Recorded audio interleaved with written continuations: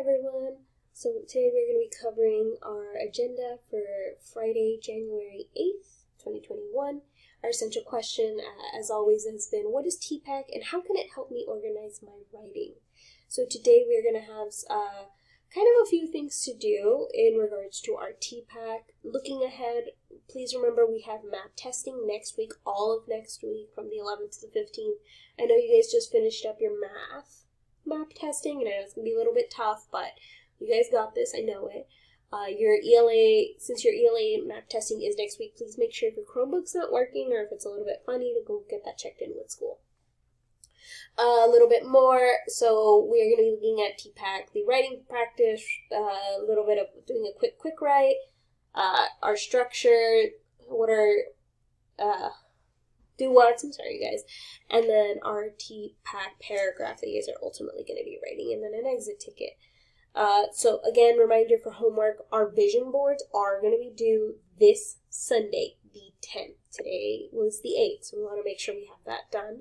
And then for your TPAC writing, that's going to be due next Sunday, but I do expect you guys to do quite a bit of work tomorrow and the day before. So if you guys want to, really take advantage of this time that we give you in class, that way you guys can be done. But those are going to be due the 17th. Both your annotations for the articles, which was yesterday, the 7th, and your paragraph, which we will be working on in class. So again, I brought it up in class, our TPAC writing practice. So this is the prompt. In a paragraph, write whether you think we should continue with distance learning during the pandemic. Cite your evidence and explain why your choice is the best choice. Your prompt or your evidence is going to be the article that we read in class that you guys have annotated. So that's where you're going to be pulling from in order to justify your choices.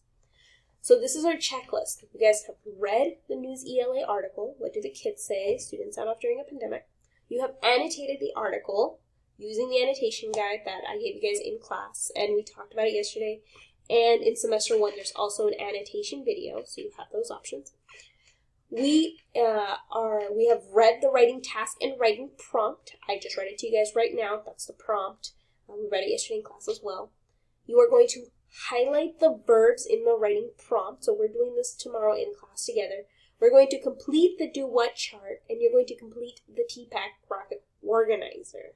And then you're going to ultimately write your paragraph using all of these steps. We are going to be doing do-what charts, so I'll be talking about them and kind of helping you guys break this down.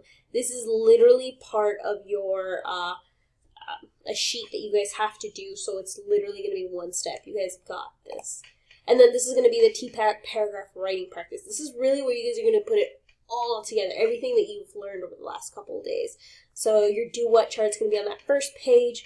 And then your topic sentence, you're going to create it. That's where you create your claim. Remember, your topic sentence is your claim. Your E is going to be your evidence. You're going to put in that green column. In the orange column, you're going to put your paraphrasing. The blue is going to be your analysis. I expect a lot of questions on that analysis. And then your C, which is your conclusion, will be that last little box. Sentence frames are included. And then you guys have space to actually put your paragraph together and make sure it sounds right. So it's all on there for you guys. We will walk through it together in class, but that's going to be tomorrow. And then if we have time, of course, you are going to have your exit ticket, where you use one word to describe either what you've learned or how you're feeling about TPAC writing. I know some of you might not be thrilled. Some of you said this wasn't the first time, but others of you really seem to like it, and hopefully this can be a useful tool for you in the future.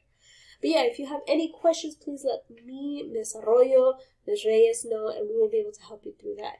I look forward to seeing you all in class, and have a good one.